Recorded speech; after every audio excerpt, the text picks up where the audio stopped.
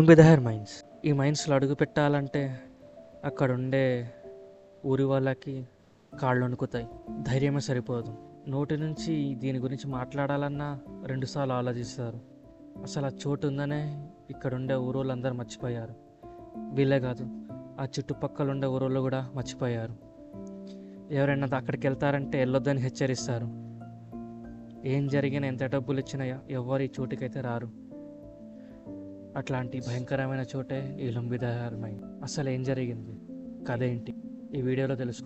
లుంబిదహర్ mines ప్రతి mines లాగా నార్మల్గా ఉండేది. తవ్వకం జరిగేది, మొత్తం సప్లై ఇచ్చేటోళ్ళు మొత్తం బాగానే ఉండేది. దీంట్లో ప్రధానంగా లైమ్ స్టోన్ అంటే మనం సున్నప్రాయ అంటాం కదా, దాని తవ్వకం జరిగేది. ఎప్పుడైతే మైన్స్ లోతుకి తవ్వకం జరిగేదో, అంటే మీకు తెలిసిందే మైన్స్ అంటే చాలా భూమి లోతుకి వెళ్ళాలి. అంత లోతుకి వెళ్తూ ఉండేదో అక్కడ ఉండే వర్కర్స్కి చాలా ఇబ్బందిగా ఉండేది. ఊపిరి తీసుకోవడానికైనా దాన్ని తవ్వింది బయటికి తీసుకురావడానికైనా చాలా అంటే చాలా ఇబ్బందిగా ఉండేది. ఇంకా ఎట్లోకట్లా పని జరుగుతూ ఉండేది. కానీ ఒక రోజు ఒక సంఘటన ఆ మైన్స్ చరిత్రనే మార్చేసింది. ఆ వర్కర్స్ ప్రాణాలే తీసింది.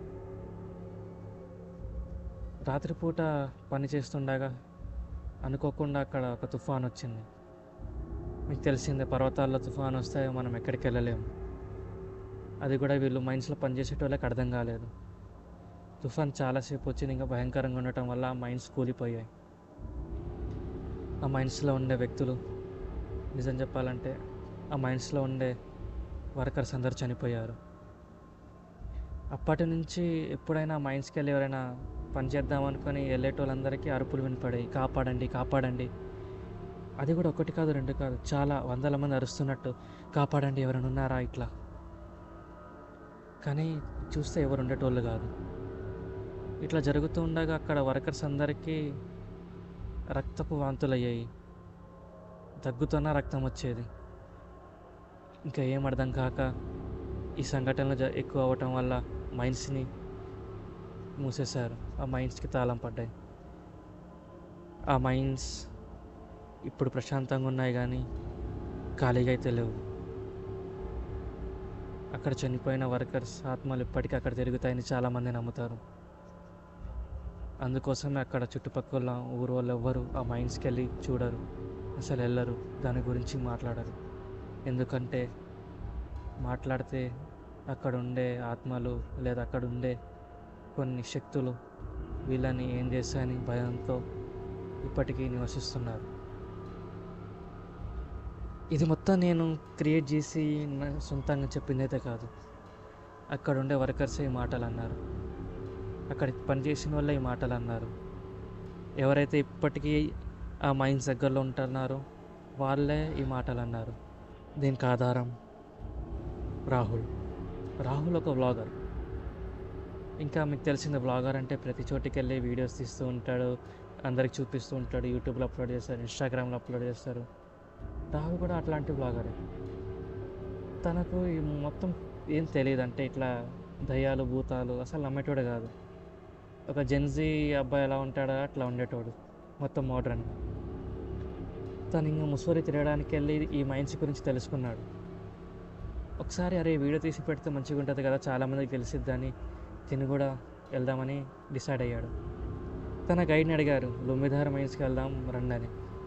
కానీ ఈ మాట వినగానే గైడ్ మాట మారిపోయింది. ఆయన చెమటలు పట్టాయి, తడబడుతూ నువ్వు లుంబిదహర్ మైన్స్కి ఎందుకు వెళ్తావు, వద్దు అక్కడికి వెళ్ళకు నువ్వు, అసలు నువ్వు, ఆయన మా చెప్పటం కూడా రావట్లే, వెళ్ళొద్దంటానా కదా, నువ్వు అసలు వెళ్ళకు, అవసరం నేను తీసుకెళ్ళను, ఎవరు రారు నీతో, నువ్వు కూడా వెళ్ళక అక్కడ, నువ్వు అసలు వచ్చింది దేనికి, ఏం చేస్తున్నావని చాలా అన్నాడు. కానీ రాహుల్కి ఏం అర్థం కాలే. ఈయనేంటి, నేను డబ్బులు ఇచ్చి తీసుకెళ్ళమంటే తీసుకెళ్ళట్లే, ఏం గైడ్ అసలు ఇలాంటి వాళ్ళు ఉంటారా ఇక్కడ అని చాలా విసుకొచ్చింది. వీడు చెప్పటం ఏంది, నేనే చెప్తా అని గూగుల్ మ్యాప్స్లో కరెక్ట్గా లొకేషన్ చూసుకొని వెళ్దామని డిసైడ్ అయ్యి లుంబిదహర్ మైన్స్కి వెళ్ళాడు. ఎప్పుడైతే మైన్స్కి వెళ్ళారో అది ఒక చాలా పాత పడిపోయి ఉంది, మొత్తం కుప్ప కూలిపోయి, కొన్ని చోట్ల అయితే అక్కడ అసలు ఏమంటారు కూలిపోయి ఉంది. అసలు అది మైన్స్ లాగే లేదు.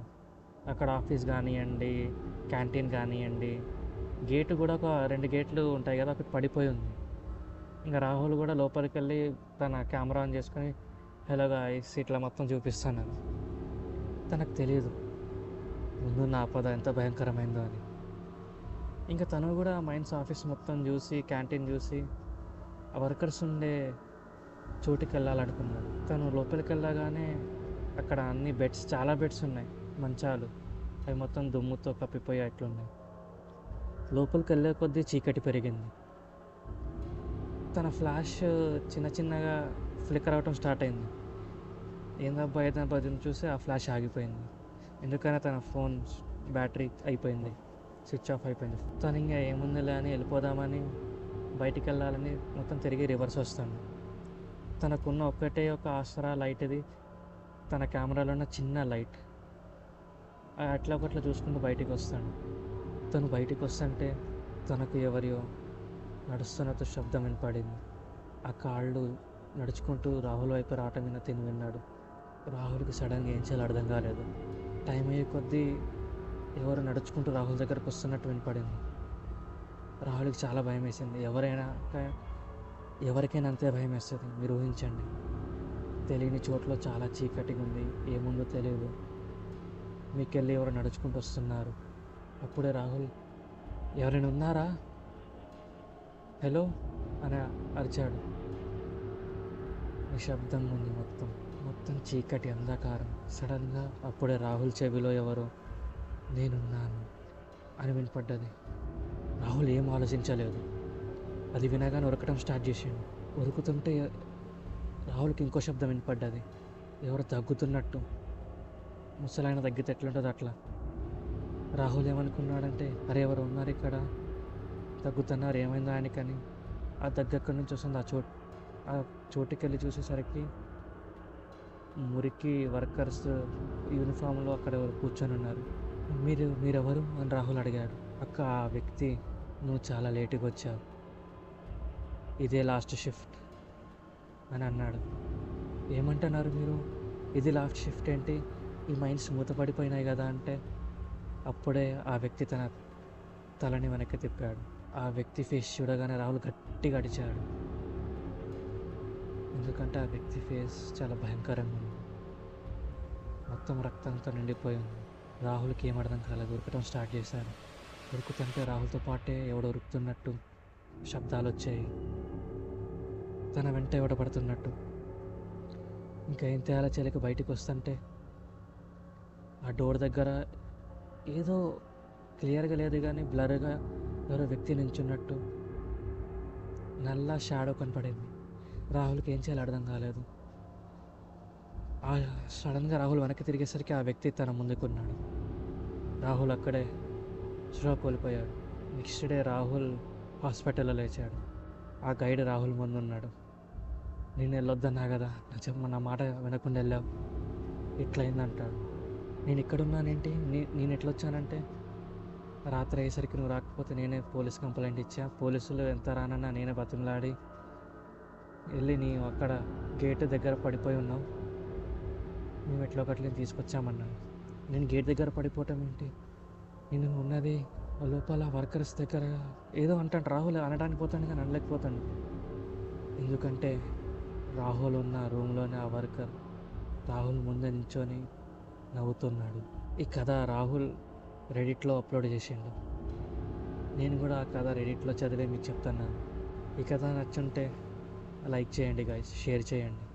ఇంకో విషయం, ఆ లొంబిదహర్ మైన్స్కి నేను వెళ్ళాలనుకుంటున్నారా లేదా కామెంట్ చేయండి.